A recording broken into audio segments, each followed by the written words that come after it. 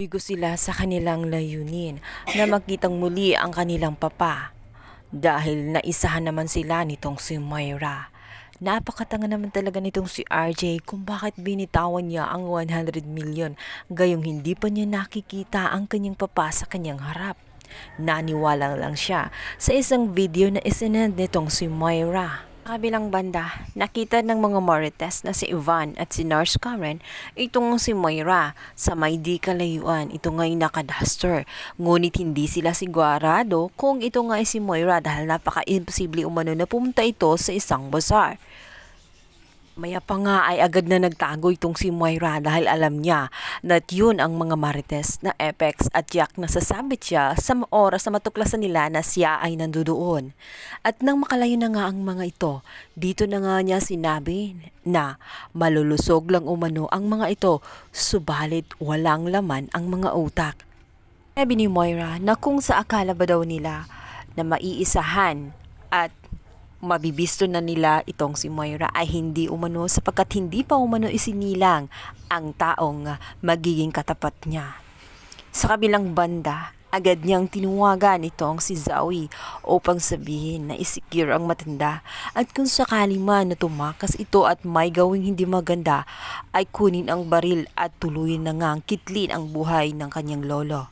Umiiyak at humagulgol itong si Zoe. Sinabi niya rito sa kanyang ina na hindi niya kaya ang pinapagawa nitong si Moira.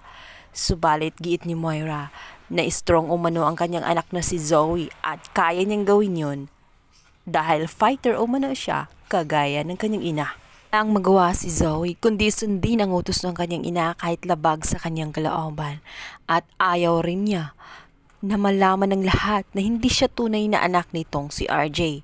At dahil sa alam na rin ni Lolo Pepe na siya rin ay kasabwat ni Moira, kaya maaaring kakasusuklaman na rin siya ng kanyang tita Giselle at maging kanyang daddy. Ay di kalayuan, nakita siya ng kanyang Lolo Pepe.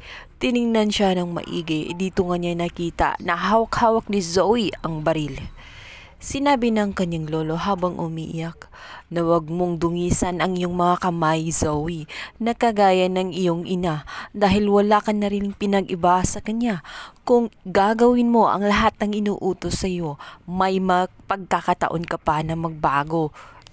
Kang pumayag na si Moira na lang ang gagawa ng iyong kinabukasan. Imulat mo ang iyong mga mata at piliin mong maging mabuting tao dahil may malaking pag-asa ka pa. Natulala na lamang si Zoe sa isang tabi at hindi niya namalayan, binitawan nga niya ang baril dahil nakonsensya siya sa lahat ng kanyang pinagagawa sa kanyang lolo. Hindi naman niya hinangad na patayin ito. Subalit talagang na-corner na nga sila at nalaman na ang lahat-lahat ng kanilang pinagagawa. Ano kaya ang gagawin ni Zoe? Susubukan kaya niyang kalagan ang kanyang lolo at palayain niya ito at magkunwaring nakatakas na lang ang kanyang lolo? O talagang susundin niya ang kanyang ina na kitlin ang buhay ng kanyang lolo sapagkat marami na nga itong alam at hindi na siya safe dahil maging siya ay isa rin sa suspect sa lahat ng kasamaan na ginawa sa kanyang lolo.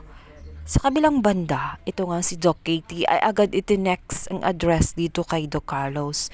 Agad na nga itong pumunta kung saan naroroon ang holdupper kasama nga itong si Lynette. Ringgin kaya ang mga dasal nitong si Lynette na maligtas siya at maiwas sa kapahamakan? Maabutan kaya sila ni Carlos?